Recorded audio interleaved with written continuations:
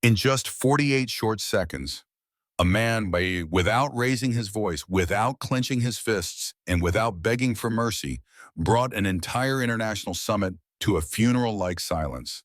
While Donald Trump stood there condemning Africa as ungrateful, treacherous, and in need of guidance, a young president from Burkina Faso quietly rose to his feet, adjusted his military uniform, and spoke just 6 words. Those 6 words was crashed Twitter, triggered nonstop replays on CNN, and even made a U.S. general, once in command of Africa, bow his head and admit, "We were wrong." But what was it in that calm gaze that could shatter an entire web of lies? How could a single sentence move millions to tears and force the world to finally listen? The room was designed for grandeur. Its marble pillars rose like silent judges, the high ceilings ornate with gold-trimmed panels reflecting the chandeliers that hung heavily overhead. Every seat was filled not just with people, but with weight. The weight of decisions, of compromises made behind closed doors, of deals signed over dinners far away from the eyes of the public. The name of the summit was ambitious: Global Alliance for Peace and Progress. But for many in that room, it was just another yearly ritual, a parade of polished speeches and diplomatic smirks. What no one knew that morning is that history was already stirring in one of the corners, quiet, patient, and watching. It was not in the cameras or the spotlight, but in a pair of still, alert eyes that had seen enough of peace built on broken backs. When Donald Trump stepped to the microphone, there was no surprise. He had always owned the room with volume, with certainty, with that peculiar blend of authority and provocation. He adjusted his red tie and leaned in with the posture of someone who didn't expect to be questioned. His voice, sharp and unhesitating, echoed across the room. African nations are turning their backs on global progress. They're rejecting partnerships, walking away from democracy, from help. As he spoke, the cameras scanned the crowd, tight-lipped presidents, scribbling aides, diplomats nodding mechanically. Some barely blinked. Others stared at their notes, waiting for it to be over. But if one looked closely, closer than the lens allowed, they would have seen discomfort. Not outrage, but that subtle shift in posture that comes when someone hears the truth twisted in public and knows they're expected to remain silent. In the fourth row, seated between the president of Niger and the prime minister of Ethiopia, Captain Ibrahim Traoré remained perfectly still. His uniform was dark green, crisply pressed, decorated not with ornamental medals, but with the subdued insignias of someone who had served on the front lines, not just of war, but of hunger, corruption, and injustice. His back did not touch the chair. He sat forward slightly, elbows on knees, eyes fixed not on Trump, but through him, as though seeing something beyond the surface, beyond the theater of politics. There was no twitch in his jaw, no rolling of eyes, no whispered disapproval, just stillness, controlled, unmoving. And yet the air around him seemed to tighten, as if the temperature in his immediate vicinity had dropped by a few degrees. Trump continued. "Let's be honest," he said, in the tone of a man laying down undeniable truth. "Many African countries are rebelling against the very systems that have helped them. Systems that have offered them stability, infrastructure, investment." The words hit like bricks, layered in politeness, but they carried centuries of implication. You need us. You owe us. You should be grateful. Around the room, no one interrupted, not the delegation from France, not the representative of the UN, not even the African Union chairperson seated 2 rows back. Because this, after all, was how things had always been. The West spoke, the rest listened, and the world turned slowly. But then a sound. It wasn't a shout, it wasn't a protest. It was the metallic scrape of a chair's legs moving against the marble floor. Barely audible, yet somehow sharper than the microphone. A sound so small, so out of place, that it instantly commanded every eye in the room. Ibrahim Traoré was standing. No notes in hand, no visible intention of approaching the podium. He simply stood, straight and tall, and turned his face, not to Trump, but to the main camera lens broadcasting live to 120 nations. The room seemed to lean in without knowing it. The translators froze. The press instinctively lifted their cameras higher. For one long second, no one breathed. Then he spoke, calm, steady, clear. Stop meddling in Africa, right now. 6 words, no raised voice, no dramatic pause. Just 6 words, shaped not by outrage, but by an unbearable familiarity with betrayal. And yet they cut deeper than any speech prepared for applause. They weren't just words aimed at Trump. They were a verdict passed down not by one man, but by generations before him. Generations that had endured colonization, extraction, manipulation, and silence. What stunned the room wasn't what he said, but how little he needed to say it, because the truth doesn't need an explanation. It just needs a moment when someone finally dares to say it out loud. The silence that followed was not the dignified kind. It was not the respectful pause after a great speech. It was the kind of silence that enters a room when someone dies and the family hasn't processed it yet, when you realize you can't undo what's been said, or what you've ignored for too long. Behind the stage, a young cameraman from Reuters murmured to himself, "He just changed everything." On Twitter, the clip appeared just 15 seconds later. 5 minutes after that, it had crossed 4 million views. Hashtags erupted. Hash stop meddling, hash Africa speaks, hash truth at the summit. But inside that grand room of power, it was not the digital chaos that mattered. It was the stillness that settled over the air like a fog. Donald Trump's hands gripped the podium. His jaw worked, but no sound followed. For the first time in years, he seemed caught off script. Somewhere in the front row, a delegate from Ghana leaned back, exhaled slowly, and whispered under his breath, "It's begun." And beside him, a woman from Senegal dabbed at her eyes with a tissue, though no one had spoken to her directly.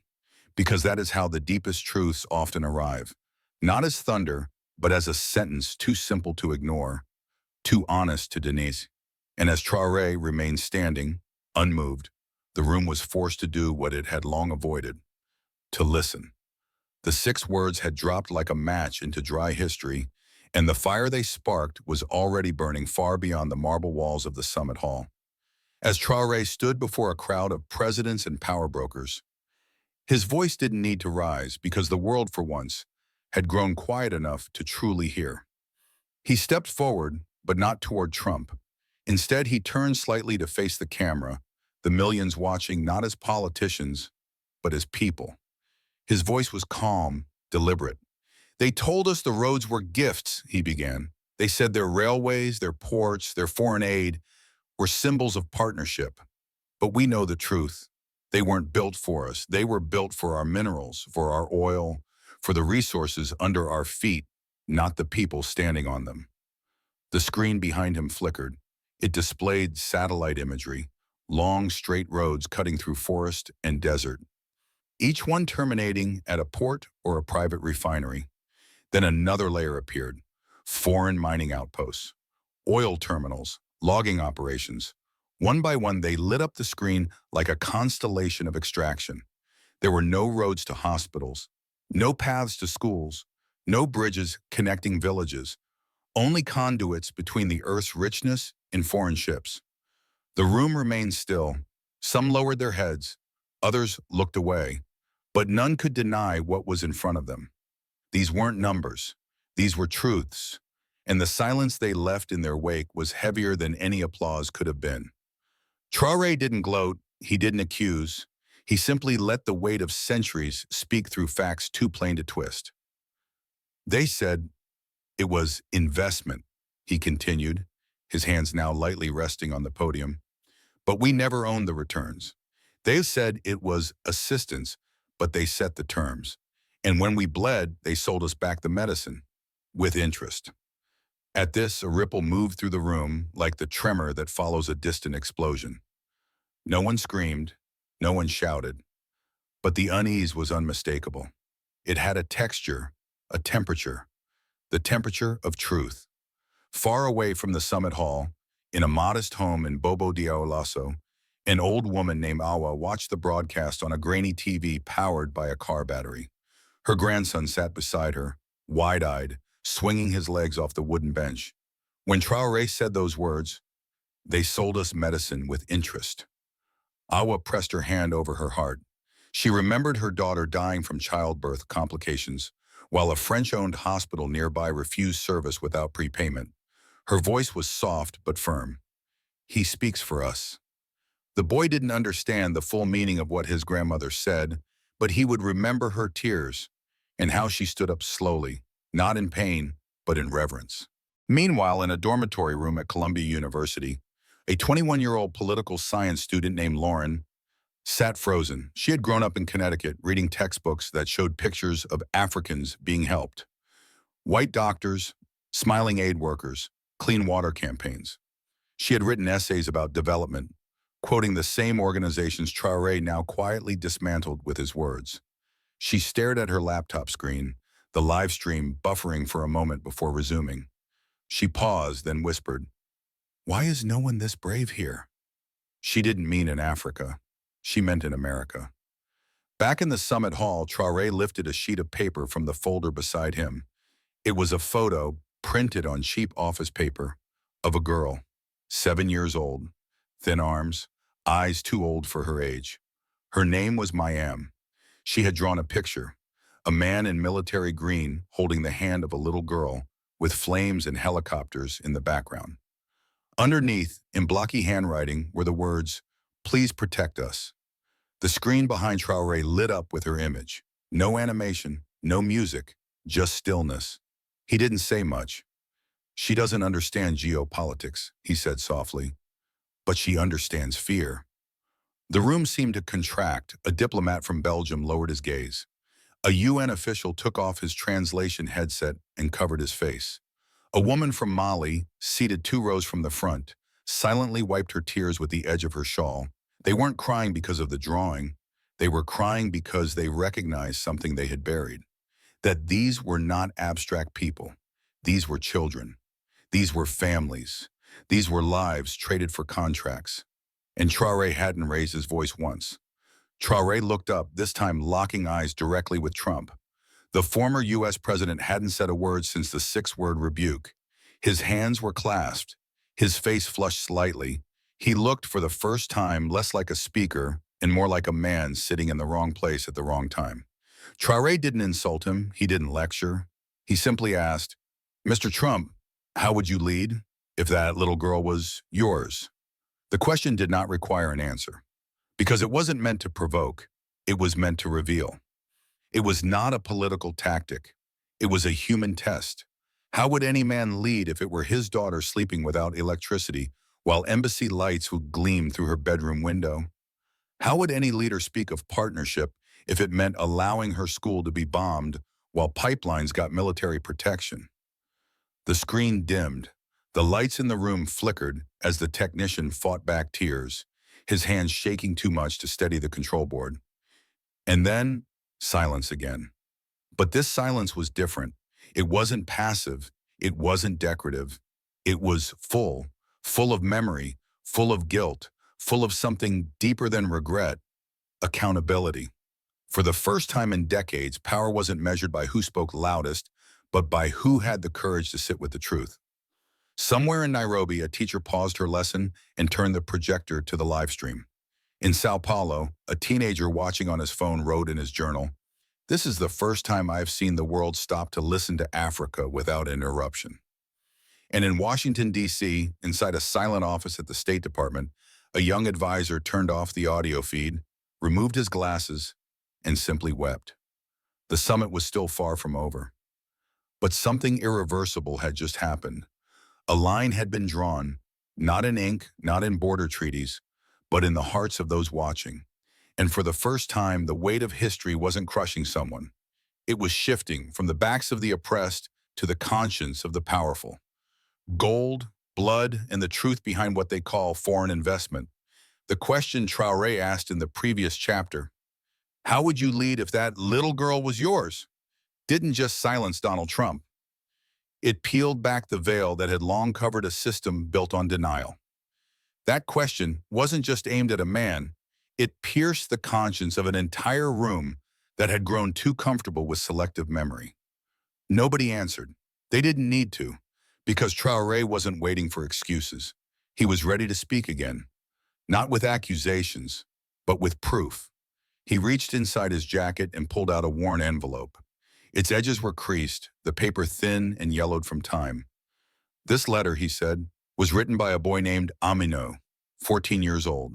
He handed it to me outside a hospital in Ouagadougou. He had waited in the heat for 2 hours, not to ask for help, but to ask if someone would finally listen. The room grew stiller than it already was. His voice remained steady, but something about the space around him shifted.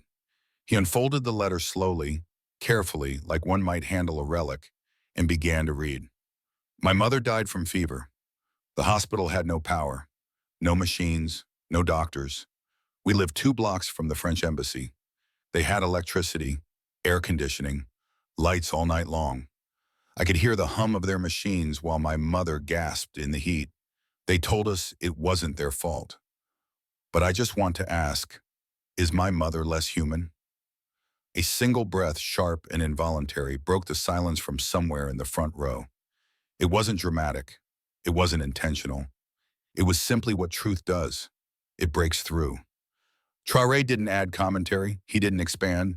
He folded the letter again, like tucking a ghost back into its grave, and placed it beside him.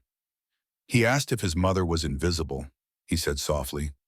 I had no answer then, but I do now. She wasn't. But the world made her feel that way. The screen behind him flickered on, an image of a hospital room in near darkness. No doctor, no light, a metal cot and an IV bag hanging from a nail in the wall. Outside the window, a glowing embassy, lit like a luxury hotel, casting its indifference through the night. There was no graph, no bar chart, just this, absence and excess, separated by 2 blocks in 500 years. He paused only for a breath before continuing. You remember Mayam, don't you? He asked. The little girl who drew the picture with the words, please protect us. The screen changed again. No longer drawings, but photographs. Real ones. A village in northern Burkina Faso. Burned homes, scorched earth, a school destroyed. That village, he said, was never on any official map, but to its people, it was home. Then came the foreign mining company. They came not with questions, but with contracts. They promised him stability, growth, but they brought soldiers, not to protect the people, to protect the mine. Barbed wire was strung around the gold fields, not the schools. The army patrolled the mineral zones, not the markets. Then one night, armed militants attacked. The soldiers didn't move. Radio calls went unanswered. Homes were set ablaze. Mothers fled barefoot into the forest with infants in their arms. When I arrived, Traoré said, 2 days later, I found the village chief sitting in the ashes, holding his wife's necklace. She died trying to hide their daughter. Behind him, the photos continued, each one harder to bear than the last. A child's sandals in the dirt, a blackened pot, a single wooden cross with no name. And then came the final image, Mayam's drawing. A man in uniform, a girl with wide, hollow eyes, helicopters, flames, a coffin, and beneath it, in crooked handwriting, please protect us. The French translator removed her glasses.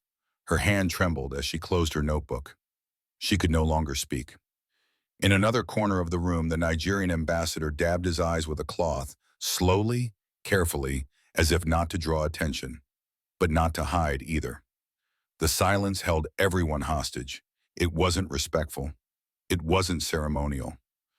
It was the silence that comes when you see something you've ignored for too long. And then, slowly, as if guided by an invisible force, all eyes turned to Donald Trump. He stood still. His hands gripped the sides of the podium. He opened his mouth slightly, then closed it again. For the first time since the summit began, he had nothing to say, not because he was censored, but because the truth had left no room for rebuttal. His usual armor, sarcasm, denial, dismissal, had all cracked in the presence of something more ancient than politics. Pain. Traoré didn't press him. He didn't gloat. He simply let the moment breathe. What once had been a room filled with microphones, cameras, interpreters, and notepads was now filled with something else, accountability, a reckoning that couldn't be edited out or negotiated. And in that breathless silence, what died wasn't a policy or a speech.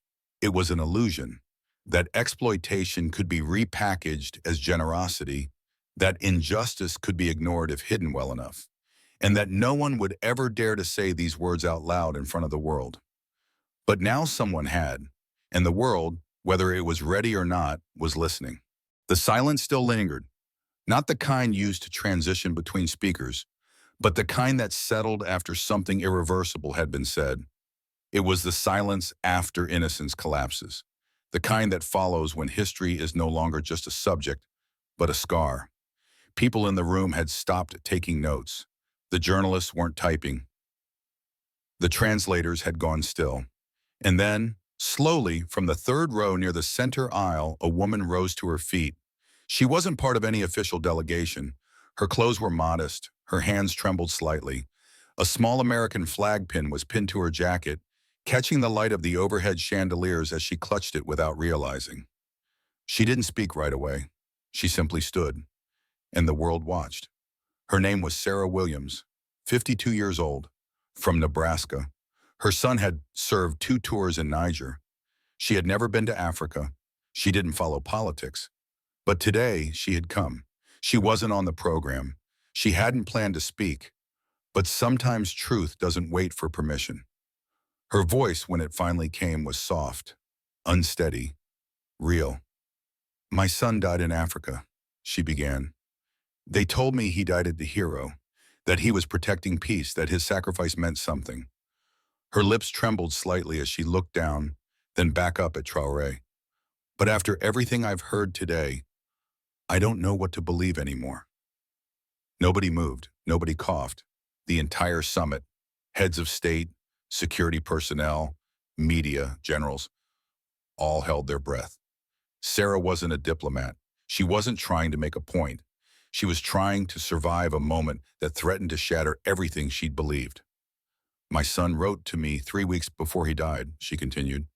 "He said something felt off, that they were guarding something, but it wasn't people."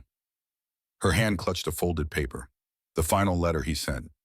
He said he thought they were protecting pipelines, not lives.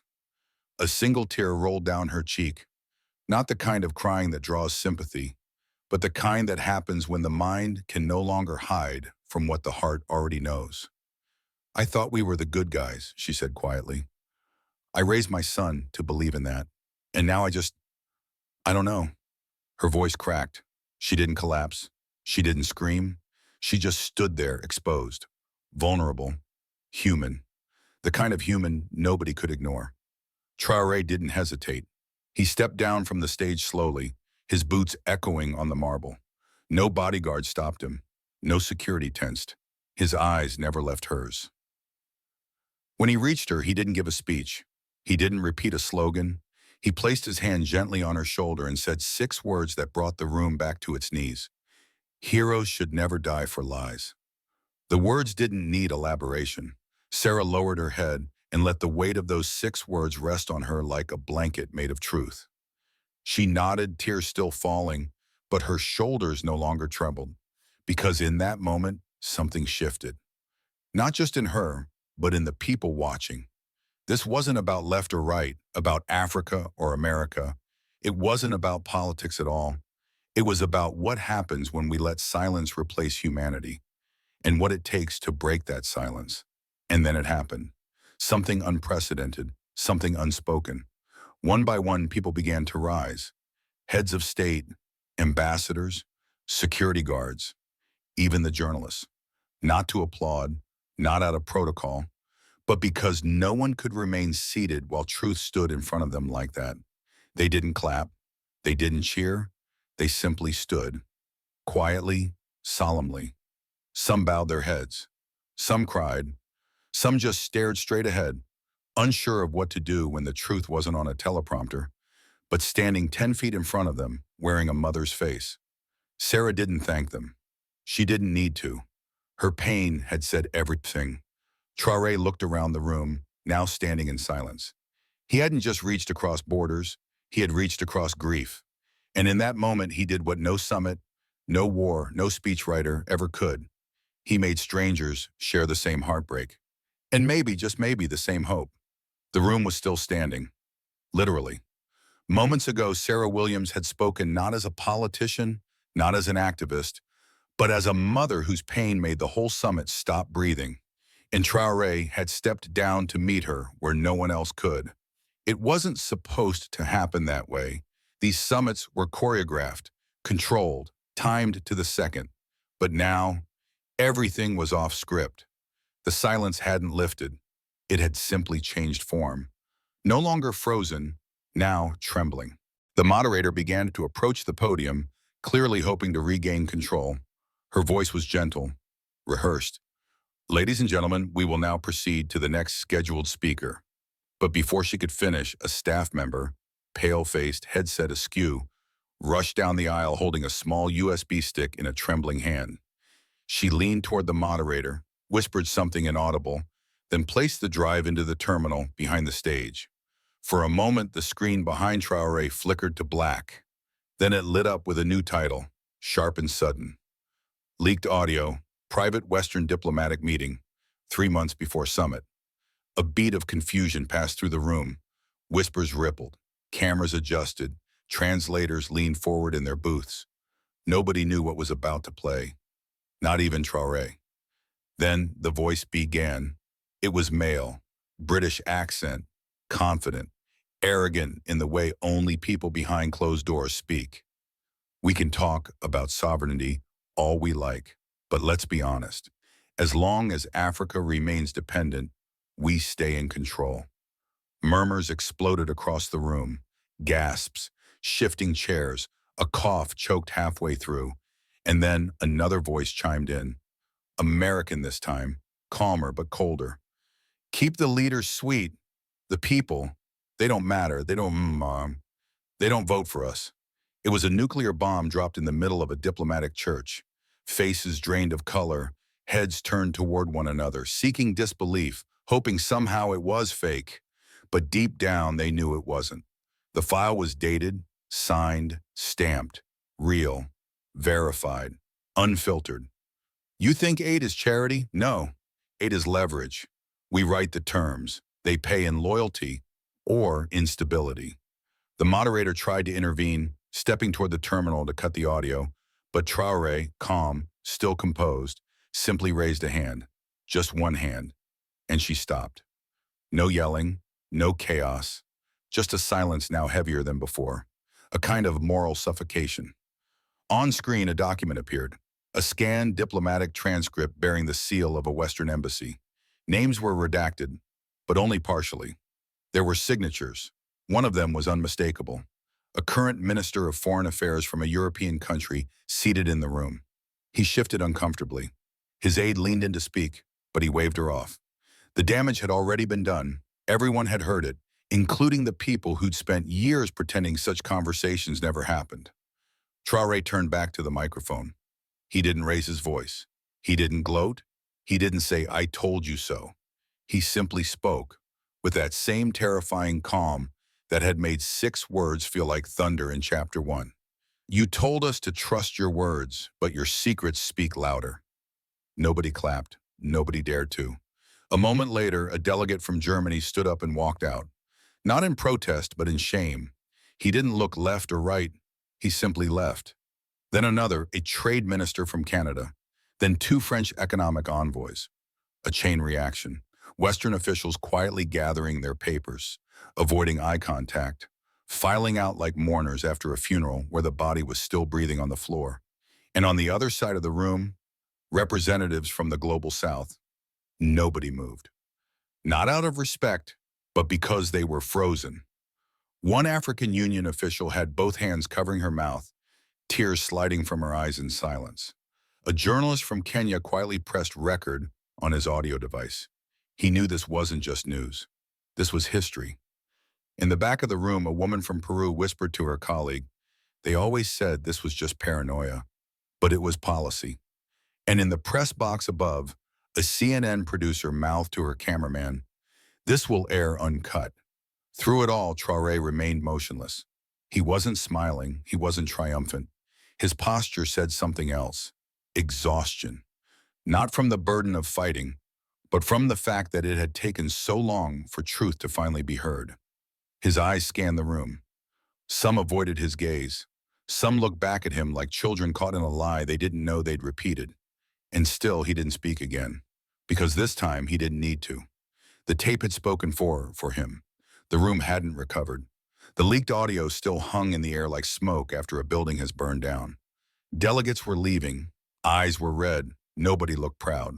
Power, once worn like a well-tailored suit, now fit like a stain no one could scrub off. And then, a chair creaked in the back row. Slowly, a tall figure in full uniform rose. 4 stars gleamed on each shoulder. Rows of ribbons across his chest. The room recognized him instantly. General Raymond Clark, former head of U.S. Western Africa operations. Decorated, feared, respected. Until now, he had said nothing. He had watched silently from the shadows of diplomacy. But now he stepped forward. Each footfall echoed like judgment. Traoré watched him, unblinking. Trump shifted slightly, visibly tense. The cameras turned, and the crowd drew in one collective breath. The general approached the podium, not quickly, but with the slow deliberation of a man carrying something heavier than a speech. He did not unroll notes. He did not clear his throat. He simply gripped the microphone and spoke. "I served in Africa for 8 years. The voice was deep, controlled, American, but not unfeeling. I saw our flags flying over oil rigs and fences, but never over schools, never over clinics. A murmur, nothing more. We built bases, but not trust. We trained soldiers, but never justice." The weight of those 4 sentences dropped into the silence like iron. Clark's hands trembled slightly, not from fear, but from finally admitting what he had buried for years. "I read the reports," he continued, "about the boy from Mali, the girl with the drawing, the village, the gold. I can no longer pretend I didn't know. I knew. We all knew." His voice cracked slightly. "We failed them."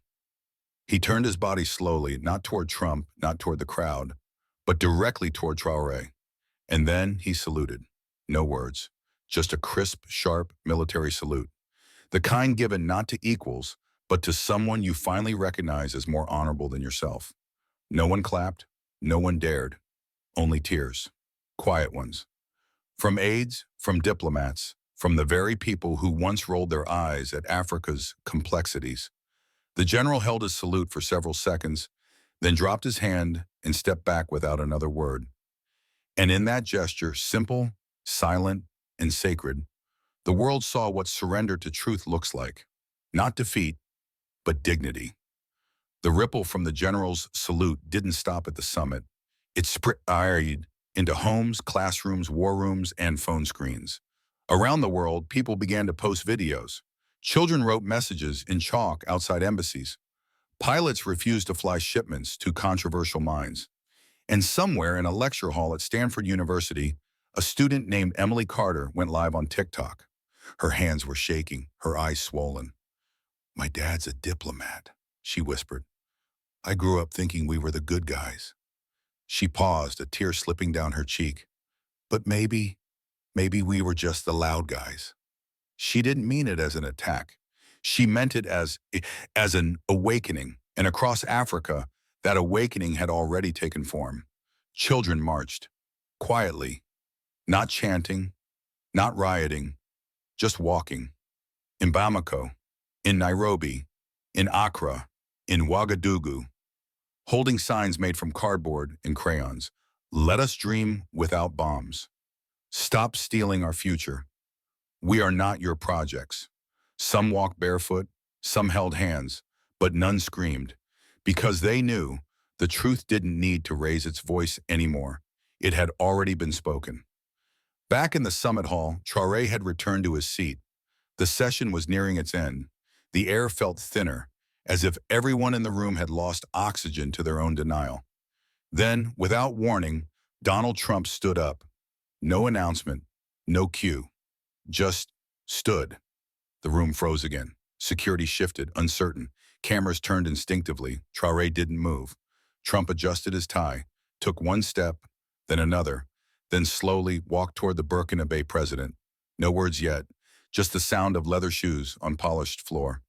And then, he reached into his suit pocket, pulled out a handkerchief, wiped his eyes, and extended his hand. The world held its breath. Traoré looked at the hand, then into Trump's eyes and shook it.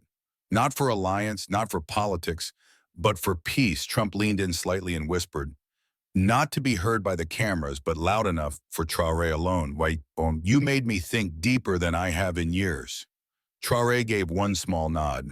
That's what truth does. And somewhere in a refugee camp in Chad, on a dusty smartphone passed from child to child, a little girl named Amina saw the handshake. She smiled, not because the world had changed, but because for the first time, it had listened. Then came the final moment. The moderator, now with red eyes and a broken voice, returned to the stage. Captain Ibrahim Traoré, she said softly, has asked for one final moment. He stepped to the mic one last time. No notes, no folder, just heart. To every child who ever felt forgotten, you are not small, you are not weak, you are not the problem. You are the heart of this world. His voice barely above a whisper. But no one missed a word, and as he stepped back, the camera faded out, not on applause, not on flags, but on the faces of people who had finally, deeply, undeniably awakened.